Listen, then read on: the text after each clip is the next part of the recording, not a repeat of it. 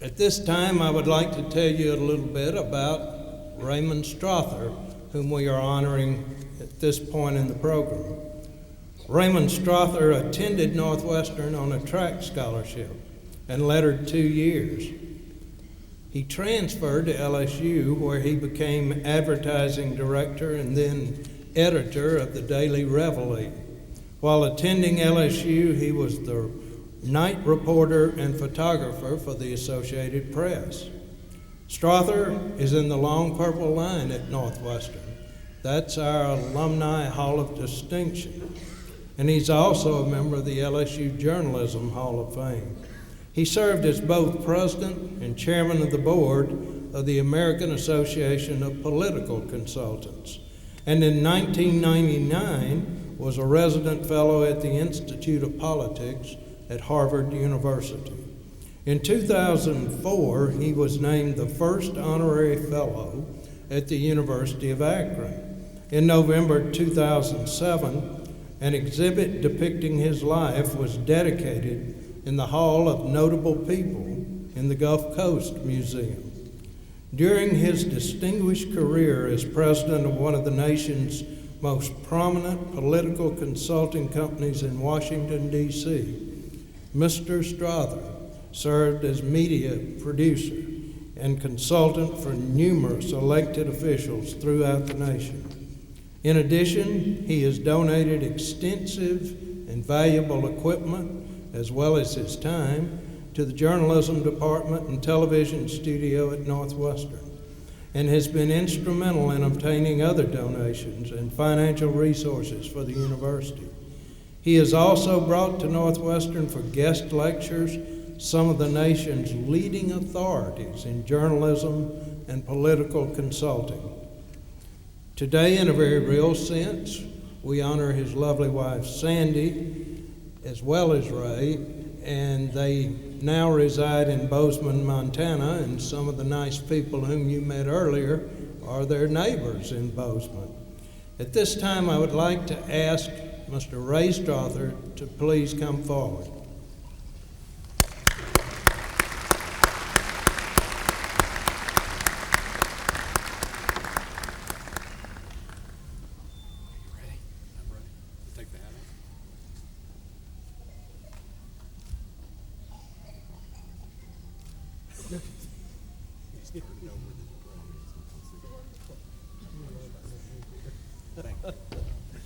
Ladies and gentlemen, I present to you Dr. Raymond Strother.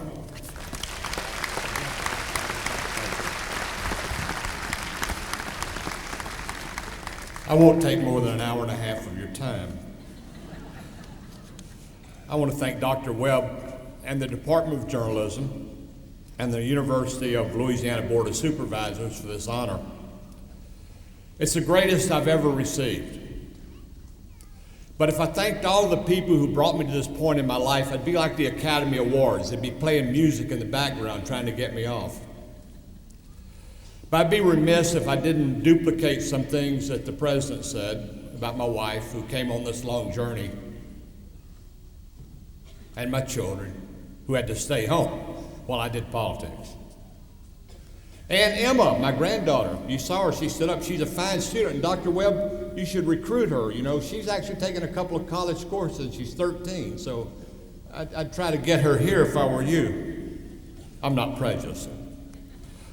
But many deserve recognition, but I'll be brief because I'm what's standing between you and the door and the rest of your life, and I'm cognizant of that, so I'm gonna be careful. As a wise chair, I taught 2 semesters in journalism here, and I must say that I learned more than I taught. I learned how much the faculty and staff care about the students.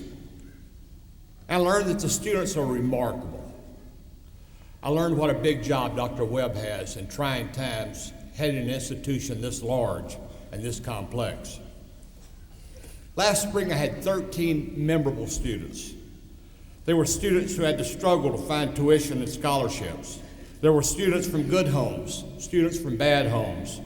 3 were older, non-traditional students who had come back to realize ambitions that had been deferred. This class was a microcosm of Northwestern State.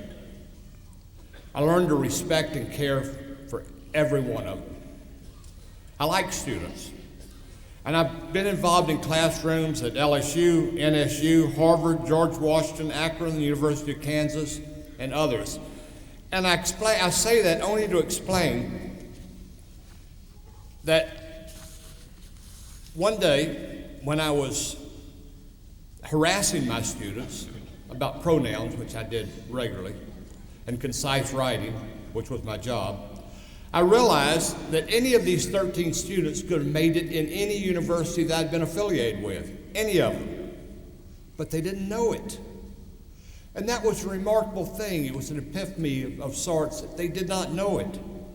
They didn't know because they're constantly told they're better schools and smarter people, and we can't compete.